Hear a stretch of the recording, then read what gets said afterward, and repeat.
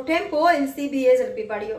Halol Vadodara road પર અમલિયારા ગામના bus stand પાસેથી પ્લાસ્ટિકના દાણા ભરેલ બેગની આડમાં વિદેશી દારૂ ભરેલા ટેમ્પાને એલસીબીએ ઝડપી પાડી 23 લાખ ઉપરાંતનો મુદ્દામાલ કબજે કરી વધુ કાર્યવાહી હાથ ધરી છે। વડોદરા એલસીબીની ટીમે જરોદ પોલીસ મથક વિસ્તારમાં હાઈવે ઉપર પેટ્રોલિંગમાં હતી તે દરમિયાન એલસીબી ટીમને બાતમી મળી હતી કે એક ટેમ્પો વિદેશી દારૂનો જથ્થો ભરી ગોધરા તરફથી વડોદરા થઈ સુરત તરફ જનાર છે। જે બાતમીના આધારે એલસીબીની ટીમે હાલોલ વડોદરા રોડ પર અમલિયારા ગામના બસ સ્ટેન્ડ પાસે ટેમ્પાની વોચ ગોઠવી હતી। ત્યારે બાતમીવાળો ટેમ્પો આવતા તેને અટકાવી ટેમ્પામાં તપાસ કરી હતી। ત્યારે ટેમ્પામાંથી પ્લાસ્ટિકના દાણા ભરેલ બેગની પાછળ વિદેશી દારૂનો જથ્થો મળી આવ્યો હતો।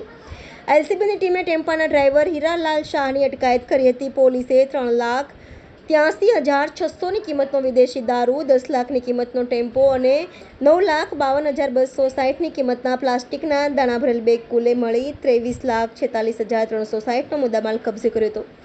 પોલીસે ડ્રાઈવરની ધરપકડ કરી વધુ કાર્યવાહી હાથ ધરી છે।